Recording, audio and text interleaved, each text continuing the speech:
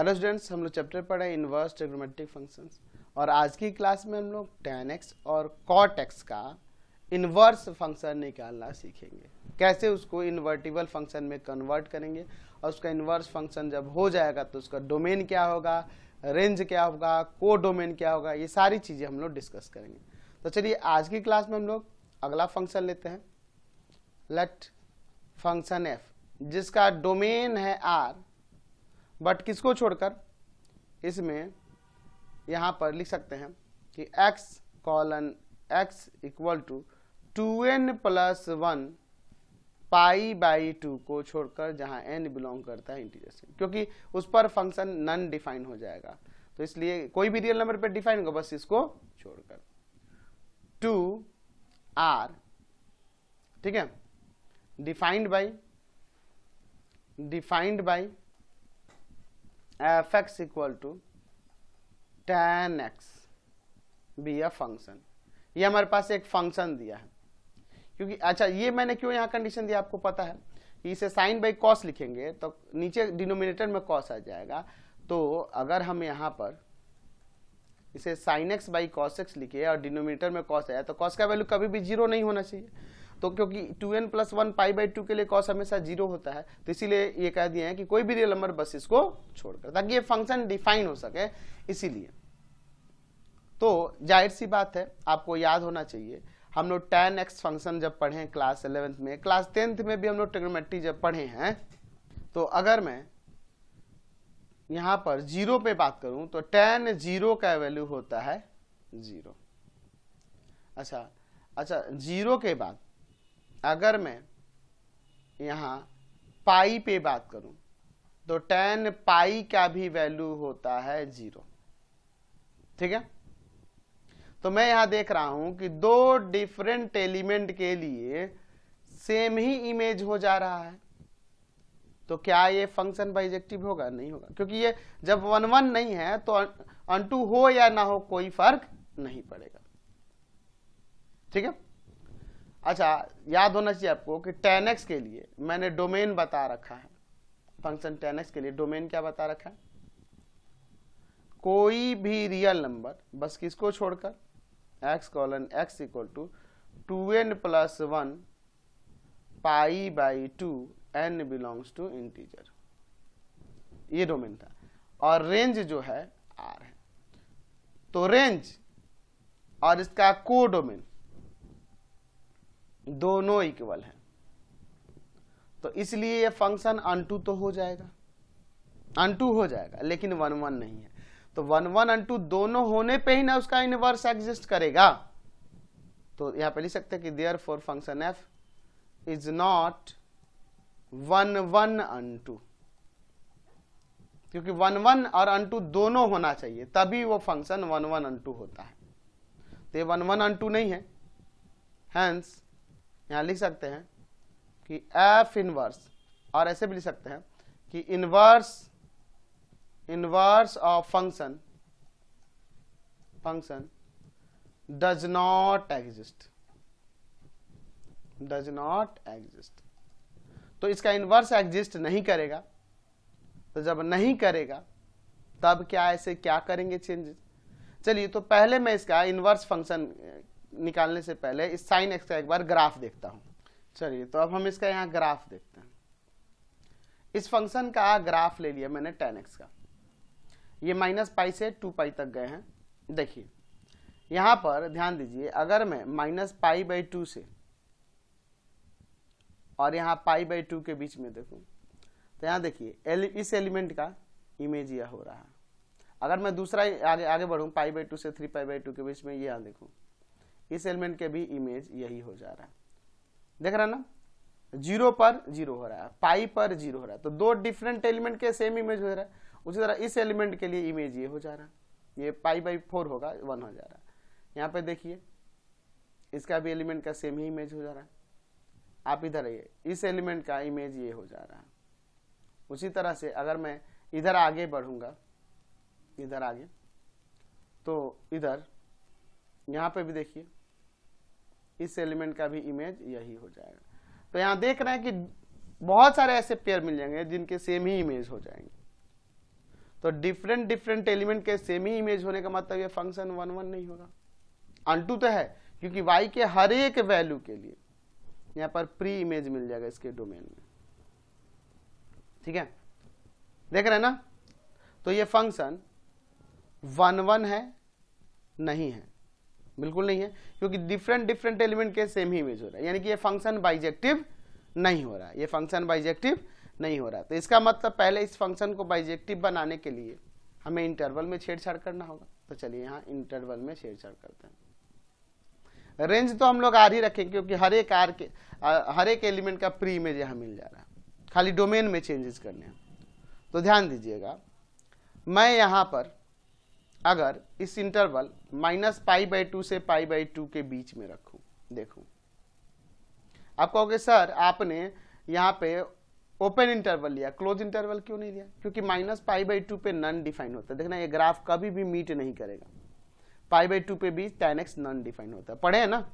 -π/2 पे π/2 पे यानी कि 2n + 1 π/2 n बिलोंग्स टू यहाँ इंटीजर, इन सभी के वैल्यू के लिए फंक्शन नन डिफाइन होता है, इसलिए उसको छोड़ ही देना है। तो इसीलिए मैंने -π/2 से π/2 के बीच लिखा है, ओपन इंटरवल लिया है, क्योंकि इसको और इसको इंक्लूड नहीं करना है। तो इसके बीच के किसी भी एलिमेंट के लिए देखिए, इस एलिमेंट का इमेज ये है, इस एलिमेंट का इमेज ये है, इस एलिमेंट का इमेज ये है, इस एलिमेंट का इमेज है, 0 का 0 है, इस एलिमेंट का इमेज ये है, इस एलिमेंट, तो डिफरेंट डिफरेंट एलिमेंट के डिफरेंट डिफरेंट इमेज हो रहा है, और इसके हर एक कोडोमेन के हर एक एलिमेंट का यहाँ प्री इमेज भी मिलेगा इसके डोमेन में। सॉरी इधर है ना, तो इधर वैल्यू मिलेगा। डिफरेंट डिफरेंट एलिमेंट के यहाँ डिफरेंट डिफरेंट इमेज मिल रहा है, और हर एक कोडोमेन के हर एक एलिमेंट का यहाँ प्री इमेज भी देखने को मिल रहा है। कोडोमेन के हर एक एलिमेंट का यहाँ पे प्री इमेज भी देखने को मिल रहा है ना जी। तो इसलिए फंक्शन 1 1 और 2 हो जाएगा इस इंटरवल में। तो ऐसे बहुत सारे इंटरवल मिल सकते हैं।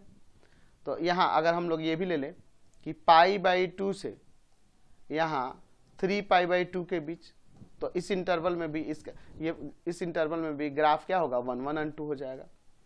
3π/2 से 5π/2 के बीच में भी ये फंक्शन 1 1 और 2 होगा, बाइजेक्टिव होगा। इधर बढ़ते हैं तो -3π/2 से -π/2 के लिए भी फंक्शन 1 1 और 2 हो जाएगा।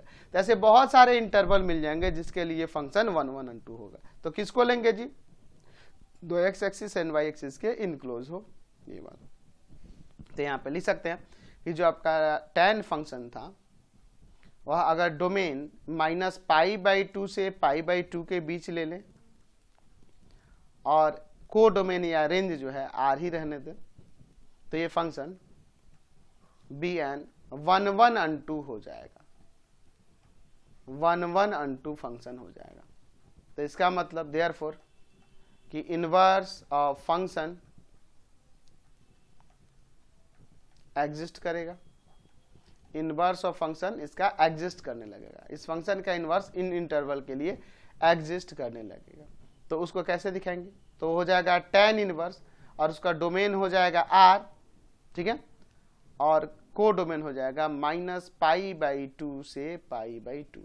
को डोमेन कही है, ऐसे आप रेंज भी कह सकते हैं, क्योंकि आपको बता रखा है कि 1 1 और 2 फंक्शन के लिए डोमेन आपका डोमेन कह रहे हैं रेंज और को डोमेन इक्वल हो जाते हैं विद द इनवर्स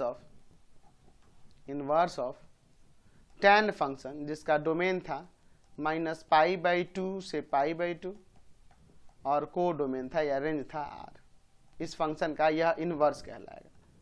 तो इस इनवर्स फंक्शन का डोमेन क्या होगा,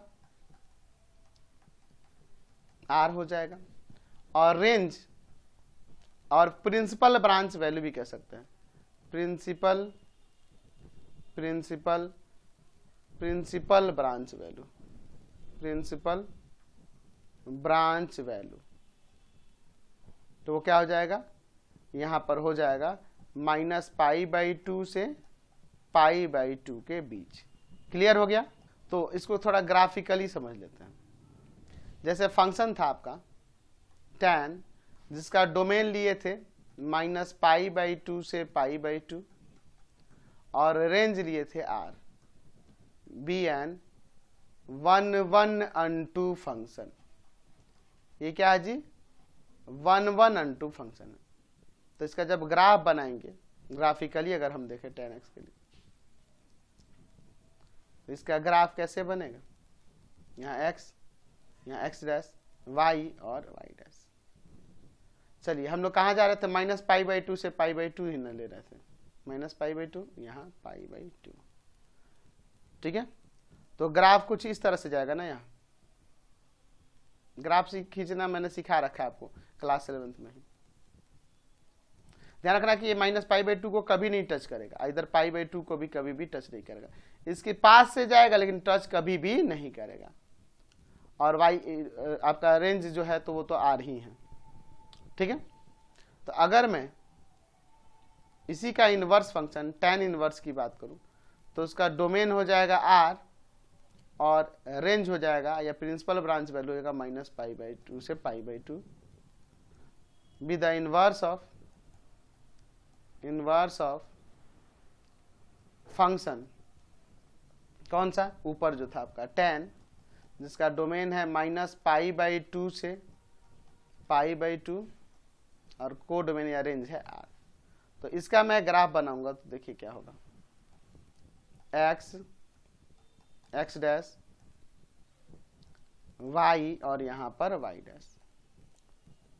तो इस पर आ जाएगा आपका π/2, इधर आ जाएगा -π/2 और इस पर r आ जाएगा। देखा ना, डोमेन और रेंज इंटरचेंज हो गया, ठीक है। तो इसका ग्राफ कुछ इस तरह से अब बनेगा, ऐसे जाएगा, ये π/2 को कभी टच नहीं करेगा क्योंकि उस π/2 और -π/2 के बीच है, और इसका ग्राफ इस तरह से आ जाएगा। इधर भी -π/2 को कभी टच नहीं करेगा क्योंकि उसके बीच में ये लाई कर रहा है, ठीक है। तो ये इसका ग्राफ हो जाएगा। और x को यहाँ पे अगर हम लोग इसके रेंज की बात करेंगे, सॉरी इसके इस फंक्शन के डोमेन की, तो वो r है। तो देखो, तो ये आगे इनफाइनाइट तक इधर भी बढ़ सकता है और इधर भी बढ़ सकता है। तो ये इस तरह से हम इसे दिखा सकते हैं। चलिए अगला हम लोग बात करेंगे, फंक्शन लेते हैं, लेट फंक्शन f जिसका डोमेन है r, बट इसमें से छोड़ देते हैं किसको, n पाई को, क्योंकि n पाई पर वो फंक्शन डिफाइन नहीं होगा, n बिलोंग्स टू इंटीजर। और इसका रेंज ले लेते हैं या कोड में ले लेते हैं r, ये इसका डोमेन है और ये को डोमेन है। Be a function defined by f(x) equal to में cot x, क्योंकि cot x की बात करें तो cot x को हम cos x by sin x लिख सकते हैं। तो नीचे sin x 0 कभी भी नहीं होना चाहिए, लेकिन n पाई के लिए sin x 0 हो जाएगा तो ये नॉन डिफाइन हो जाएगा। इसलिए डोमेन में कोई भी रियल नंबर होगा n पाई के फॉर्म का छोड़कर, और को डोमेन यहाँ r है। तो इस फंक्शन के लिए यहाँ पे बात करें तो डोमेन है r, बट किसको छोड़कर, n पाई को छोड़कर, n belongs to integer. And मैं यहाँ पर रेंज की बात करूं तो इस फंक्शन का रेंज r ही होता है, ठीक है। तो रेंज और को डोमेन इक्वल है, तो इसलिए फंक्शन ये तो अनटू तो हो ही जाएगा। अच्छा, रही बात 1 के लिए, तो आपको याद होना चाहिए कि फंक्शन में f(π/2) का वैल्यू 0 होता है, ठीक है। फंक्शन में f-π/2 का भी वैल्यू 0 होता है, f(3π/2) का भी वैल्यू 3π/2 का भी वैल्यू ये भी 0 होता है। तो यहाँ डिफरेंट एलिमेंट के सेम ही इमेज हो जा रहा है, f(π/2) के लिए या f-π/2 के लिए या फिर f(3π/2) के लिए वैल्यू क्या आ जा रहे हैं, 0 आ जा रहे हैं। तो क्या ये फंक्शन 1 होगा, नहीं होगा। इसका मतलब ये फंक्शन 1 and 2 नहीं है। Therefore function f x equal to में जो cot x दिया है, इज नॉट 1 and 2। तो जब ये फंक्शन 1 and 2 नहीं है तो इसका इनवर्स एग्जिस्ट करेगा। ध्यान लिख सकते हैं, हेंस इनवर्स ऑफ फंक्शन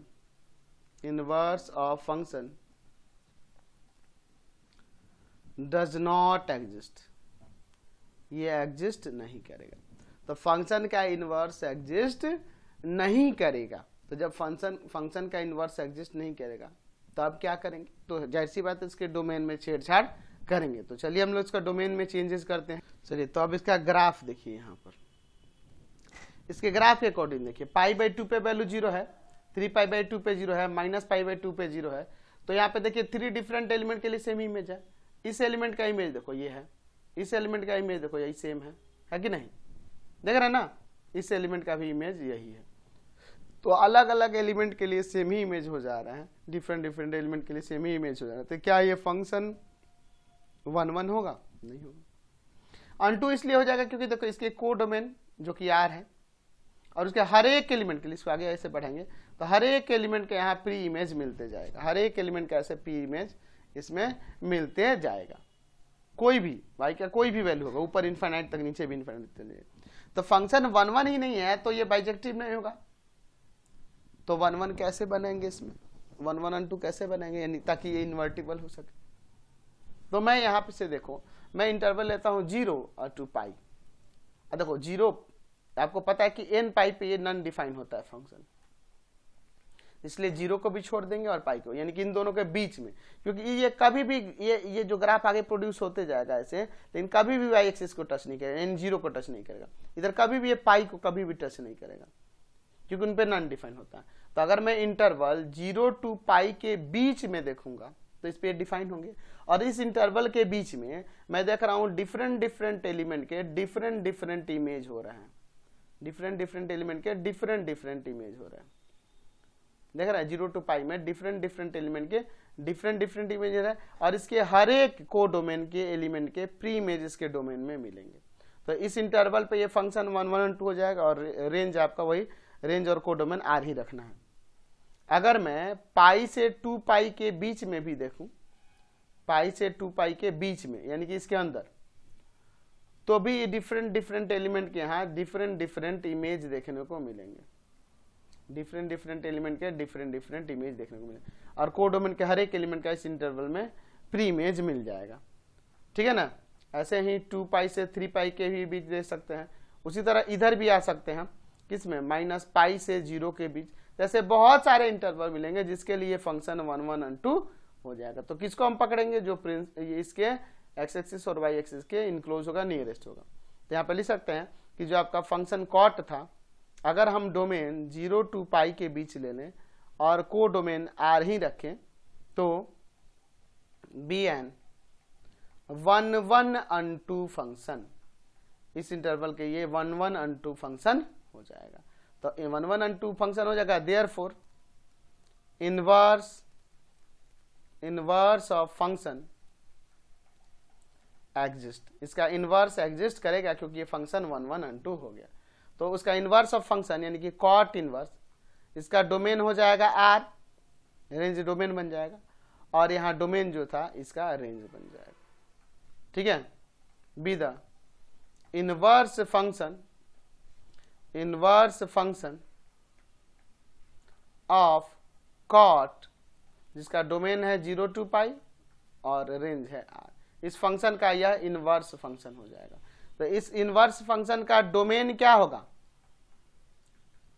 तो डोमेन हो जाएगा यहां पर R, और रेंज कहिए, को डोमेन कहिए, या फिर प्रिंसिपल ब्रांच वैल्यू कहिए, प्रिंसिपल ब्रांच वैल्यू वो क्या होगा, तो ये हो जाएगा 0 टू पाई के बीच। ठीक है। तो अगर मैं इस फंक्शन को इस ग्राफ के अकॉर्डिंग समझूं, तो आपके पास फंक्शन था कॉट, जिसका डोमेन था 0 टू पाई और रेंज था R, या को डोमेन था। Bn 1 1 2 फंक्शन, ये 1 1 2 फंक्शन। तो इसका ग्राफ देखिए, ध्यान से देखिएगा, ये x, इधर x डैश, ये y, और इसका ये y डैश। तो हमें 0 टू पाई के बीच में ही ना देखना था जी, यहाँ बीच में π/2 का, π/2 पे 0 होता है, यानी कि एक ये वैल्यू मिल जाएगा। तो इसका ग्राफ कुछ ऐसे जाएगा। ठीक है। ये पाई को कभी नहीं टच करेगा। इधर 0 को भी कभी टच नहीं करेगा, तो ऐसे ही ग्राफ हो जाएगा कॉट एक्स का। तो अगर मैं इसके इनवर्स फंक्शन की बात करूं, यानी बात करेंगे हम लोग कॉट इनवर्स की, जिसका डोमेन था आर और रेंज या को डोमेन या प्रिंसिपल ब्रांच वैल्यू है 0 to पाई, be the inverse of cot जिसका डोमेन है 0 to पाई और रेंज है आर। तो इसका जब मैं ग्राफ बनाऊंगा तो ध्यान से देखिएगा, एक्स इधर एक्स डैश, यहाँ पे पहले ही पता है आपको कि डोमेन और रेंज इंटरचेंज हो जाते हैं, यानी कि अब यहाँ 0 ले लिया और इस पे पाई ले लिया, ठीक है, और ये आर हो जाएगा इसका, ये आर डोमेन इस फंक्शन के लिए। तो इसका ग्राफ कैसे आएगा जी, तो इसका ग्राफ वैसे ही उल्टा हो जाएगा, x axis and y axis, इधर पाई/2 पे यहाँ कटेगा, पाई/2 यहाँ हो तो, ठीक है। इसको यहां से मीट कर देते हैं और फिर ये नीचे ऐसे चला जाएगा, कभी भी एक्स एक्सिस को यहाँ टच नहीं करेगा, इधर पाई को भी टच करेगा। तो देखो ना, ये ऐसे आया था, अब इस तरह से मूव कर गया। तो वही एक्स डोमेन और रेंज इंटरचेंज होने की वजह से ग्राफ भी इस तरह से इंटरचेंज हो जा रहा है, समझ गए। तो ये inverse function cot inverse x के लिए ये ग्राफ हो जाएगा। तो समझ गए कैसे इन्वर्टिबल फंक्शन को बनाना है, क्लियर हो गया, समझ गए।